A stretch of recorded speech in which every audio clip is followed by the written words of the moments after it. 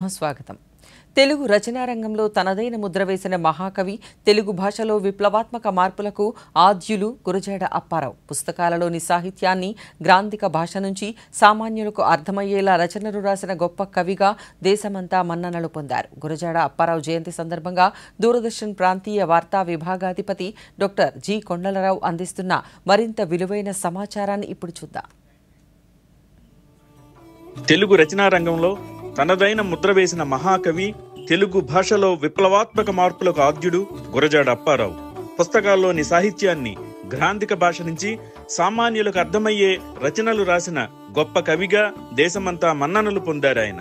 దేశమంటే మట్టి కాదోయ్, దేశమంటే మనుషులోయ్, వట్టి మాటలు కట్టిబెట్టవోయ్, గట్టి మేల్ తల పెట్టవోయ్ అంటూ నినదించిన ఆయన గేయం అందరిలో దేశభక్తిని ప్రబోధిస్తూ మనల్ని కార్యోన్ముఖులను చేస్తుంది.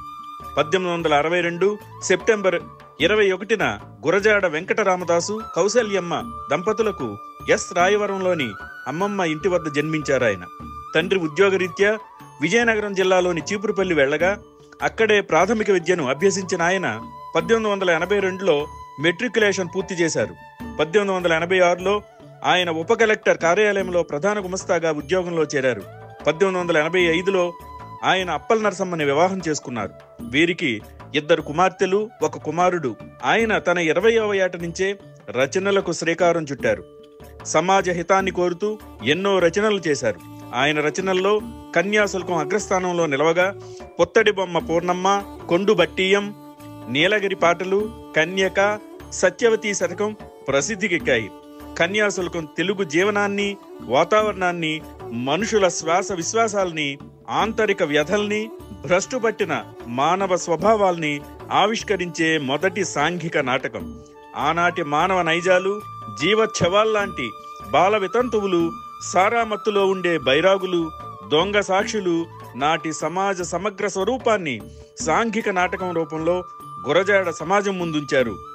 ఆ నాటకంలో గురజాడ సృష్టించిన గిరీశం, మధురవాణి, రామప్ప పంతులు మొదలైన పాత్రలు ప్రపంచ ప్రఖ్యాతి పొందాయి. కన్యాశుల్కం 2 కూర్పులుగా ప్రచురించబడగా మొదటి కూర్పు 1897లో ప్రచురించగా మొట్టమొదటి ప్రదర్శన 1892 ఆగస్టు 13న విజయనగరంలో జరిగింది. అయితే 1909లో ప్రచురించిన 2వ కూర్పే ప్రస్తుతం అత్యంత ప్రాచుర్యం పొంది ప్రజాదరణ పొందిన కన్యాశుల్కం.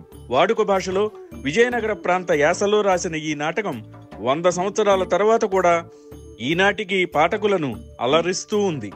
ఈ నాటకం కన్నడం, ఫ్రెంచ్, రష్యన్, ఇంగ్లీష్, తమిళం, హిందీ భాషల్లో కూడా అనువాదమైంది. పుత్తడి బొమ్మ పూర్ణమ్మ, దేశమును ప్రేమించుమన్నా, మంచి అన్నది పెంచుమన్నా అనే సుప్రసిద్ధ గేయాలు గురజాడ కలం నుండి జారువారిన గేయాలే. తెలుగు సాహిత్యంలో వాడుక భాష వరవడికి కృషి చేసిన వారిలో ముఖ్యుడిగా ఉన్న గురజాడ అభ్యుదయ మహాకవి, కవితా పితామహుడు, కవిశేఖర లాంటి బిరుదులు పొందారు. 20వ శతాబ్ది తొలినాళ్లలో జరిగిన వ్యవహారిక భాషోద్యమంలో గురజాడ అప్పారావు తన ప్రాణ స్నేహితుడు గిడుగు రామ్మూర్తి పంతులతో కలిసి పోరాటం చేశారు. వారిద్దరూ కలిసి పత్రికల్లో, సభల్లో, మద్రాసు విశ్వవిద్యాలయంలో గ్రాంధిక భాషావాదులతో అలుపెరగని పోరాటం చేశారు. గిడుగు వాదనా బలానికి, గురజాడ రచనాశక్తి వ్యవహారిక భాషోద్యమానికి కృషి చేశారు. 1889లో విజయనగరంలో ఆనంద గజపతి డిబేటింగ్ క్లబ్కు ఉపాధ్యక్షునిగా పనిచేస్తున్న సమయంలో తమ్ముడు శ్యామలరావుతో కలిసి గురజాడ ఆంగ్లంలో పద్యాలు రాశారు. గురజాడ వారు రాసిన ఆంగ్ల పద్యం సారంగధర, ఇండియన్ లీజర్ అవర్ చదివినప్పుడు అందరూ మెచ్చుకున్నారు. అప్పుడే కలకత్తాలో ఉన్న రీజ్ అండ్ రాయిడ్ ప్రచురణకర్త శంభుచంద్ర ముఖర్జీ విని అప్పారావును తెలుగులో రచన చేయడానికి ప్రోత్సహించారు. ఆంగ్లంలో ఎంత గొప్పగా రాసినా అది పరభాషేనని, తన మాతృభాషలో వారు ఇంకా గొప్పగా రాయగలరని గురజాడని ప్రోత్సహించారు.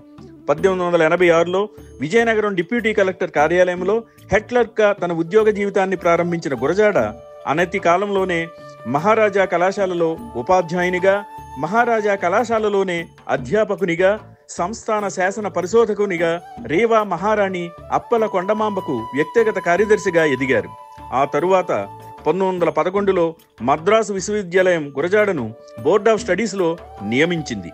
దీనితో అదే సంవత్సరంలో తన స్నేహితులతో కలిసి గురజాడ ఆంధ్ర సాహిత్య పరిషత్తుని ప్రారంభించారు.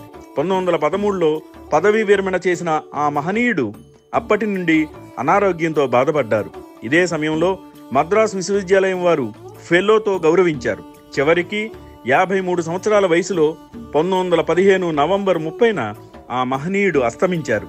అయితే ఆయన రచనలు మాత్రం ప్రజలలో ఎనలేని దేశభక్తిని, సమాజం పట్ల జాగరూకతను పెంపొందించాయంటే ఏమాత్రం అతిశయోక్తి లేదు.